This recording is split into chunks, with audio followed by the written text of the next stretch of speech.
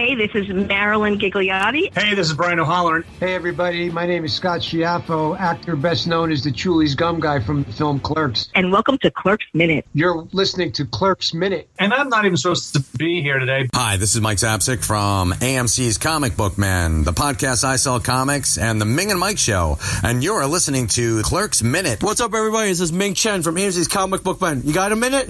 Good, because you're listening to Clerks Minute. Hey, this is Walt Flanagan, the Lon Chaney of the 90s, and you are listening to Clerks Minute.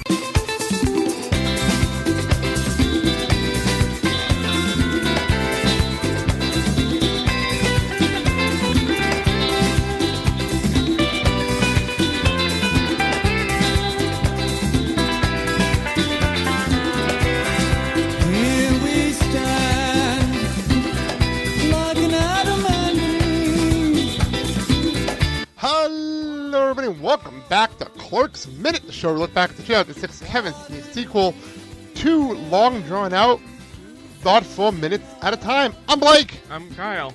And I'm Scotty. I had nothing funny for these 2 minutes. I really didn't. I had nothing funny, Kyle. Yeah. Nothing funny. Yeah.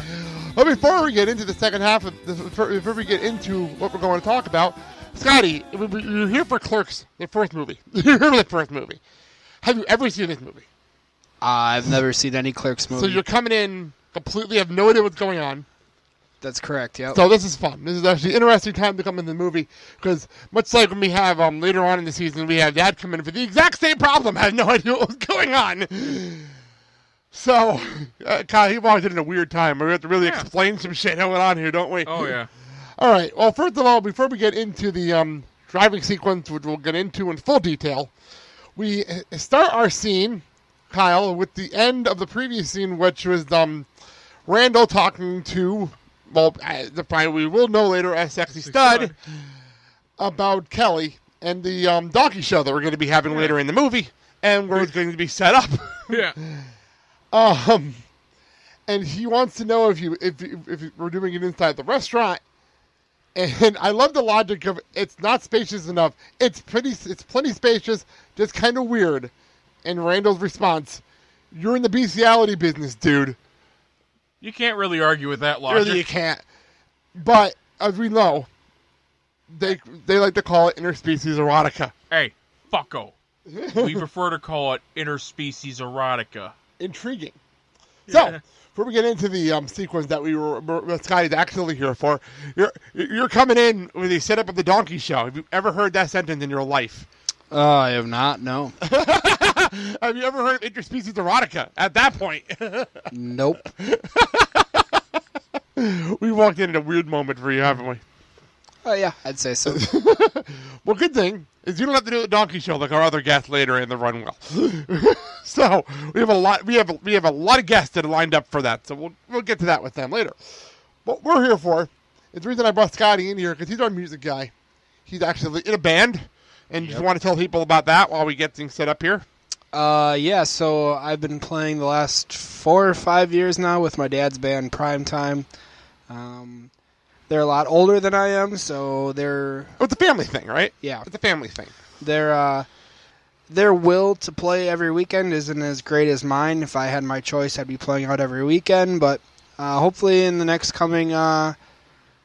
few months, I'm going to start looking for a nice little band to join. That's cool.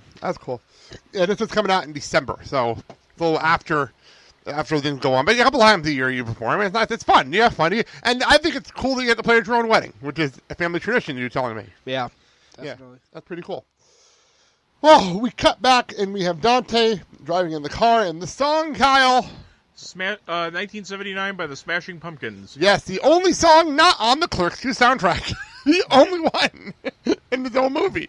Which, I'm guessing it has something to do with rights, right, Kyle? It gotta be. You gotta pay for the rights, maybe? Probably. Yeah, because there's no other reason why this song is... They paid for the Jackson 5. Why did they pay for Smashing Pumpkins? I don't understand.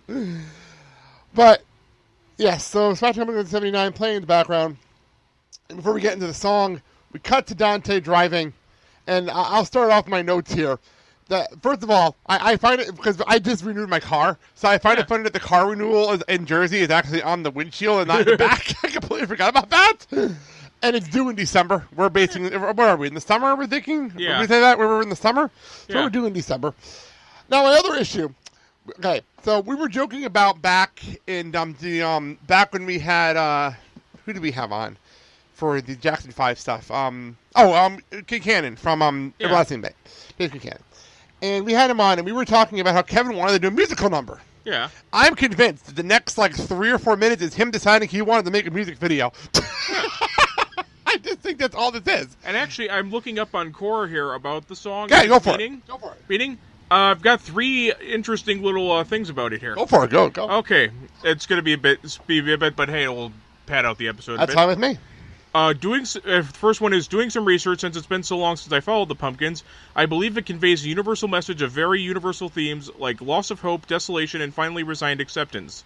Told from the perspective of a teen conflicted with the purpose of life, she traverses the stages of one's life, beginning a tenuous journey filled with vivid imagery charged with the live wire, but as the journey begins, one faces unending hope, depression, morphine city slip and do's, and cynicism. We feel the pull in a land of 1,000 guilts and dead cement forgotten and assured.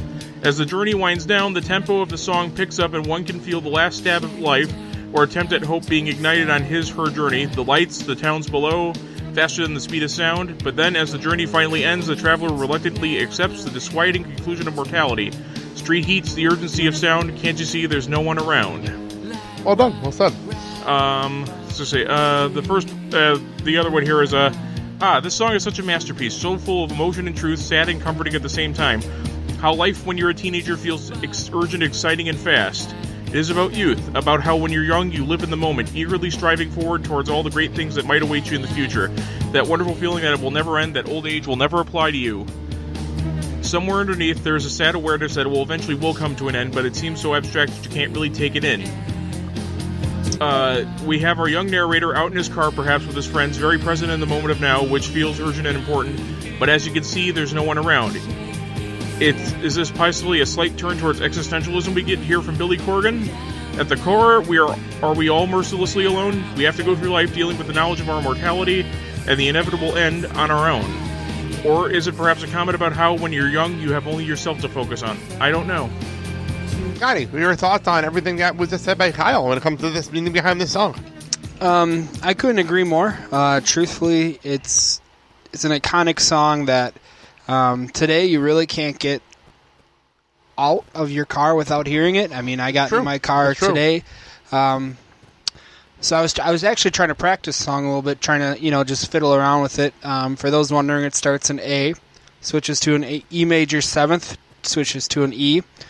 So I was trying to fiddle around with it, and I get into my car, and I think, I'm not going to hear it on my radio. So I turn off my KISS FM dial, and what do I hear? The song. Exactly. Wow, that's crazy. It's so crazy that you're on the way to do this show to talk about this song, and you're hearing it on the radio. That's crazy. Yeah. And in all honesty, it really does fit the theme of the movie here. It really, especially where we are. Especially where we are in the movie. We're kind of at a turning point for the movie. Yeah. That's where we are in this movie. Yeah. And it's good. By the way, also another thing, bringing up to modern day with Billy Corgan, because Billy Corgan's big in my world now, in the wrestling world. He owns the NWA. And it's a weird sentence to say that Billy Corgan's in the wrestling business, but he is. Yeah. It's actually really weird. No, but it ties into my world. It was pretty cool. I was going to say, any weirder than Vince McMahon trying to start up a football league? Twice? Yeah. Twice. Wait a minute, I only know of the XFL. He's doing it again next year. The XFL again next year. In 2020. This is one of those where you just go, dude, you tried it before, it failed. Just let it die. It's happening again. It's ridiculous. Never mind. I'm not going to get this. I'm not going to get this on this show. I'm not going to get the XFL WWE stuff on this show. Anyway, so we get back. Okay, I have one question for Kevin Smith about I'm huge on transitions. I used to make videos all the time. Yeah. And I'm huge on transitions. I love transitions. The corny transitions that come with the thing. Yeah. But I understand the point of this, but why did he put a transition, a dissolve transition between Dante's face into Dante's face? Yeah. It's not like Dante moved. It's not like time passed. Because it's the point. Because it's very much a music video move. Okay, it just made no sense to me whatsoever why he did that. Well, you said this was probably him trying to make a music video, so it's a very music video move. I mean, you just gonna say think back of all the music videos you've seen. Have they actually had that effect? That's a good point. That's a valid point. Very valid point. And by the way, for those wondering, music videos are the things that are now on Vimeo. Yeah. They used to be on MTV. They used to be. Well, they push them out to make room for, my super sweet 16 Teen Mom. Whatever those crap shows are. Yeah. Teen Mom on the Road Rules. Oh, yeah, and that crappy Jersey Shore show that Scotty loves. Oh, yeah. That's the best show ever. Yeah, right. Dude, go fuck yourself. That's all I gotta say. I agree with that sentiment. I agree with that sentiment a lot. Even if the Three Stooges movie had sucked, which it didn't, it would have been worth it just to see Mo beat the living piss out of the Jersey Shore cast members. I love the fact that they're trying to do a Jersey Shore assassination. I love it. Yes. Ooh, I should make that the title. The title of the episode. I remember standing in the... For no reason. I shouldn't do that. I remember standing in the checkout line at the supermarket once during the show's heyday, and it said that for that season they were going to Italy. I remember remarking, in retaliation, Italy declares war on the U.S.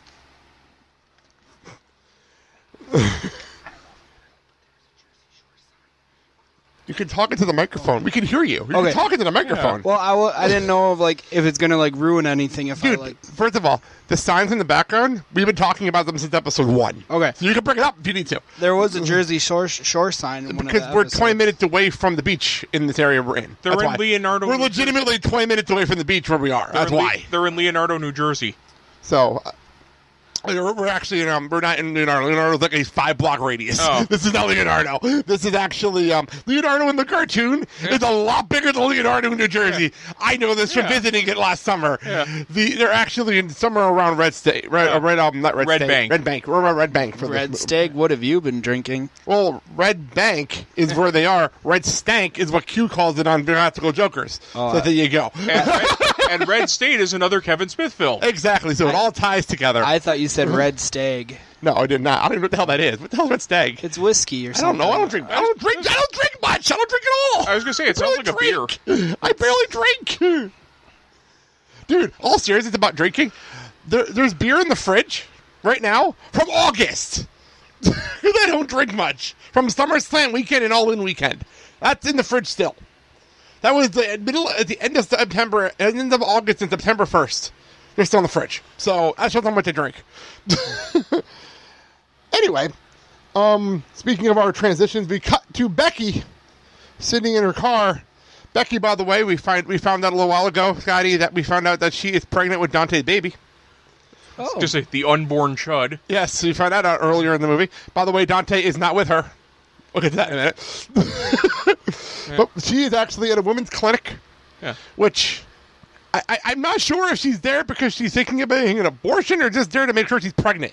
What's the reason she's here? Oh, no, she already got the results in that letter earlier. I know, but that wasn't. No, she. Is that what that was? Yeah. So why is she here? She's contemplating abortion. Is that what she's doing here? Yeah. I wasn't sure. That's actually what I was asking. It's a serious question. Yeah. It's actually a serious question. I made a note. By the way, also her car renewal is also due in December. Yeah. That was pretty funny. Yeah. I think it's the same car. I'm not gonna lie. They drove the same vehicle. But I made a note. Rosario Dawson is absolutely amazing at face acting, and that takes talent to really face act in a movie, because you can tell how she's feeling just from removing her glasses and pushing back her hair, and that to me is amazing face acting. It's just amazing to me how you pull that off. So I just want to make a note of that. Then we come back to movies. I'm not quite sure why, but Elias is mopping for no reason whatsoever. Well, they got to make Are we checking in all the characters? That's what this is? Is he checking in all the characters? Yeah. Okay. Oh, he's got to make it all nice and clean for the Donkey show. And we'll get to that in a minute. We see that too. Yeah.